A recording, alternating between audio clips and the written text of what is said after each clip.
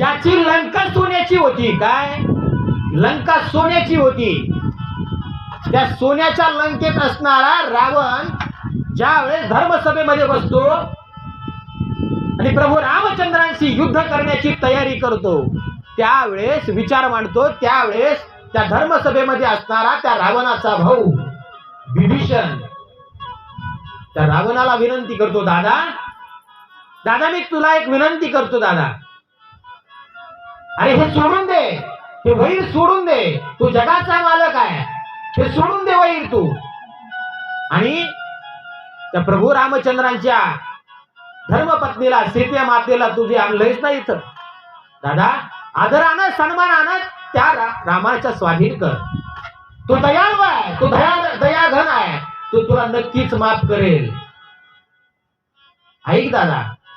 पण तो रावण ऐकल, तो रावण कसा, त्या रावणानं ऐकलं नाही, कुणाचं,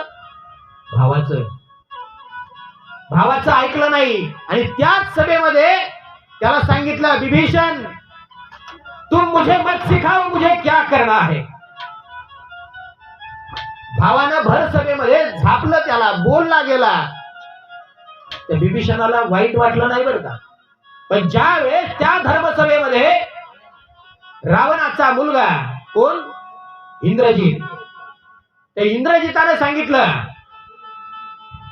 काकाजी तुम हमारे कुल में कायर निकले, डरते हो राम से और हमें कहते हो को उनको शरण जाओ.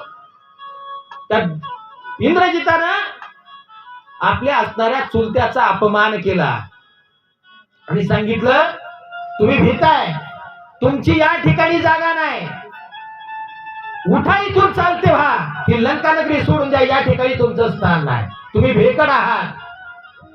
आणि ज्या वेळेस एखाद्या कर्त्या पुरुषाला भर सभेमध्ये, भरत चौकामध्ये माणसांमध्ये समाजाने कितीही बोलू द्या हो, तो सहन करत असतो. पण ज्यावेळेस पोटचा गोळा, ज्याला आम्ही लहानाचा तळ हाताच्या फोडाप्रमाणे मोठं करतो, वाढवतो, खेळवतो, चालायला शिकवतो, तो मुलगा जर चार चौघामध्ये जर आमचा अपमान करत असेल तर याच्यासारखं बाप हृदयाला दुःख कुठलंच नाही. बाबा ते दुःख सहन नाही झालं. विभीषणानं खाली मान घातली भर सभेत ना आणि निघून गेला, आपल्या असणाऱ्या आईपाशी गेला. आईला सांगितलं त्यानं सगळा प्रकार. त्या आईनं सांगितलं, बाळा आता ही जर लंका जर वाचवायची असेल ना, हे वैभव जर वाचवायचं असेल ना, ते फक्त तुझ्या हातात आहे. तू त्या रामाला शरण जा दादा, यांचं ऐकू नकोस. त्या आईचं आज्ञा विभीषणानं उराशी बाळगली आणि त्यानं लंका सोडली, रामाजवळ गेला मायबाप. म्हणून ज्या वेळेस घरामध्ये वाद होतात त्याचा परिणाम एवढा झाला. रावण काय मेला असता का हो प्रभू रामचंद्रांना? मेला असता असं तुम्हाला वाटतंय? अहो रावणासारखा श्रेष्ठ भक्त नव्हता शिवाचा. रावणाच्या घरी हे 33 कोटी देव कामाला ठेवले होते. ज्या महात्म्याच्या या दरबारामध्ये आम्ही आज बसलोत ना, या ठिकाणी वाटतं खंडोबाचं मंदिर आहे ना, हे शास्त्र सांगितलं जातं हा खंडोबार आहे. रावणाची काय करीत होता? दाढी करायला होता. कोण? खंडोबा. एवढा महान तपस्वी ज्ञानी असणारा तो रावण, तो प्रभू रामचंद्रांना मेला असता का? पण मायबाप ज्या वेळेस सक्का भाऊ त्याच्या विरोधात जातो आणि प्रभू रामचंद्रांना त्याचं गुपित सांगतो, त्यावेळेस तो रावण धारातीर्थी पडला.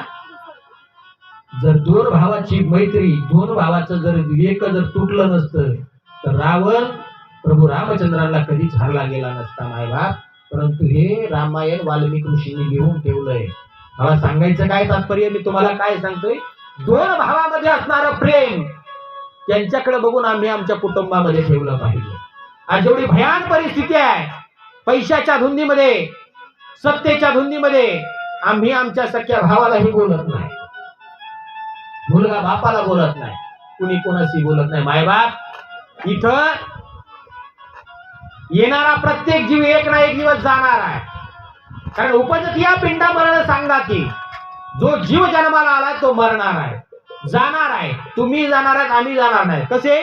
मायबाप येथे उरो नाही आले अवतार, येर ते पामर जीव किती साधू संतांनी मला सांगितलं, येथे उरो नाही आले अवतार, येर ते पामर जीव किती. मायबाप तिथं एकही अवतार कोणाचा, तुमचा आमचा. मायबाप परमेश्वराने अवतार घेतला, त्याला सुद्धा इथं राहता आलं. अहो परमेश्वराला सोडा, परमेश्वराच्या बापाला सुद्धा थांबता नाही आलं. कुणाला? प्रभू रामचंद्रांच्या वडिलांना, भगवान श्रीकृष्णाच्या वडिलांना थांबता आलं का इथं? मायबाप आज या ठिकाणी जर बसलं तर तुमच्या आमच्या पैकी आमचे आजोबा पंजोबा गेले ना. आम्हाला काकड्यामध्ये सुंदर सांगितलं जातं, आजा मेला पंजा मेला बाप मसना नेला, देखत देखत ना तू पण तोही तैसा झाला. मग आम्ही काय करावं? उठा जागे वारे पाठी भय आले मोठे. अरे आम्हाला जागा व्हायला सांगितलं, मग कशातून? विमानानं आम्ही काय झोपलो काय? तर मायबाप ज्या ठिकाणी जागा व्हायचं त्या ठिकाणी आम्ही जागे नाही. आम्ही रात्रंदिवस या प्रपंचासाठी झगडतोय. तुम्हाला वाटेल की आम्ही जे जीवन जगतोय ते आम्ही आमच्या हिमतीवर जगतोय, कुणाला काय घेणं? मायबाप परमेश्वराने जो सुंदर नरदेह दिला, आम्हाला आमच्या जीवनाचं सार्थक करून घ्यायसाठी दिला.